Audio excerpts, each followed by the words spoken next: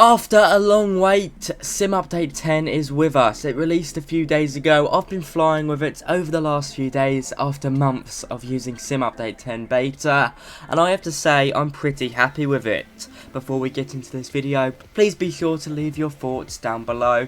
Just a quick little video talking about Sim Update 10, what it brings to the simulator, and my thoughts so far. This update, of course, is available for both PC and Xbox, and you should automatically be able to get it when you load into Microsoft Flight Sim for the first time before this update. Let's talk about it. Okay, so I guess you can sort of summarise this update into two things: performance and weather. These have definitely been the things that have massively improved, alongside some other nice little additions as well. Now, first off, I'm going to say with performance, I note some new things that have come along, such as Nvidia's DLSS, which is Deep Learning Super Sampling, which, to summarise, basically loads in frames at a lower quality overall, but then the frames that are most important, it loads in at a higher quality, and then the AI does something in between where it brings up the other frames to that quality. That makes absolutely no sense to me still, but just take it as this. It should hopefully improve performance at a minimal cost to graphical quality. Now, that's certainly the case.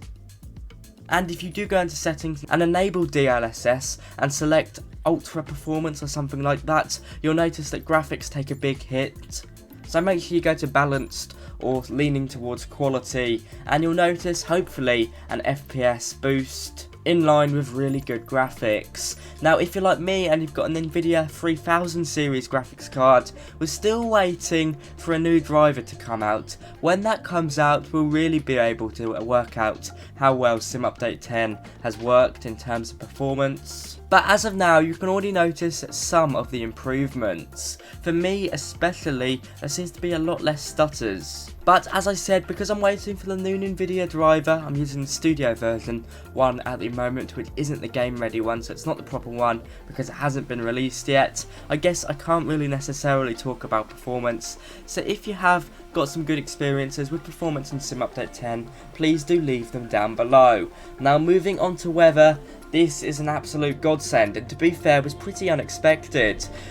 Gusts have been realistically recreated properly this time, and it actually feels like I'm flying a plane. I was in the Cessna, coming into approach into my airfield I flight train at, with a crosswind, a 15 knot crosswind, which actually goes across the Cessna 152 limit, but hey ho, we'll let it slide for the sake of the video.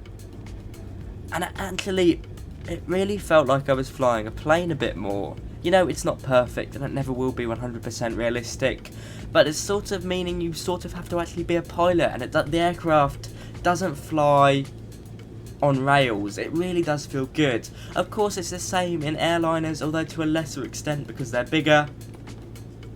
But I'm sure if you turn the wind up quite significantly, you definitely feel it. Some people complain saying it's almost too aggressive, but I disagree. It feels very realistic to me, and I really like it. I'm all for it. It is also probably the byproduct of the big changes to flight model as well, to do with turbulence and wake turbulence propeller aircraft. So you really are going to feel a big difference in terms of how planes actually fly, thanks to some improvements with the flight model. Clouds as well, I mean, they are beautiful now. I always leave my clouds on ultra, it's the one setting I barely ever touch.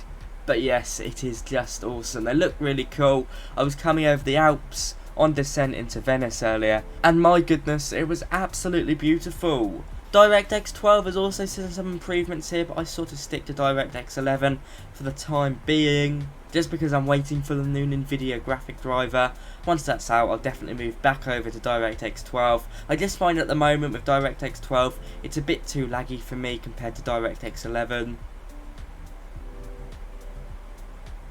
And I should say the one thing with DLSS is that it can make displays a bit blurry, As I said at the start of this video, it does render some frames at a lower quality originally, and this is definitely seen if you really do focus on the text. When you're flying, you'll notice it sort of wobbles a bit around. It's not a big deal, hopefully it'll be improved with the driver when that comes out, but it is something to bear in mind. So to be fair, if you are having issues with DLSS and DirectX 12, just stick with DirectX 11 and TAA anti-aliasing. Just wait for that NVIDIA driver to come out. There's also some interesting features, such as low power mode now being available for PC users, and you can get this by going into the experimental option menu. This means if you're doing something else on your PC and you minimise Microsoft Flight Sim but want to leave it running in the background, you can minimise it and power will basically split by 50%. Meaning your PC is not going to be under so much strain. To be fair, it's little things like this that really do make Microsoft Flight Sim good. Now I won't be able to leave Microsoft Flight Sim running in the background when I'm flying long haul, making the rest of my computer basically unusable. It's a really nice feature and one I definitely can get behind. As with all sim updates, some aircraft have seen updates unique to themselves, hopefully improving the experience for all of you. This stems from the 787 to the X-Cub to the Icon A5 to the Extra 330. Also with some airports, they've also had their own unique updates. For example, at Frankfurt, trees have been removed before runway 25 right, so if you fly there that much you'll notice that. Of course most of you will have scenery if you fly there that much, so it probably won't do much, but it's nice to see. If they could remove the trees at the front of Venice's runway, that would be perfect, because I swear my gear crashed into the tree upon landing earlier.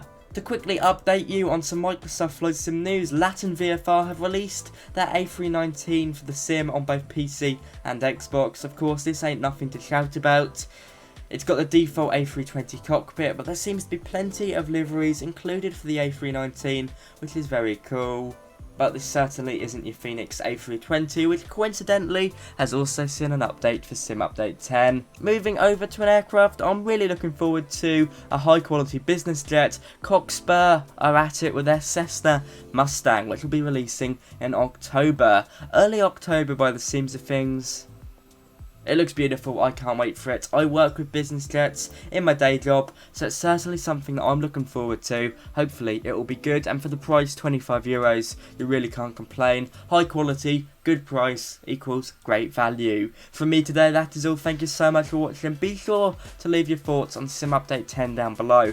A positive experience for me. Don't get me wrong, there are some shortfalls, blurry text, with DLSS, but hopefully with an NVIDIA game driver that will be improved over the next few days. I'll see you around, guys. Microsoft Flight Sim just gets better and better.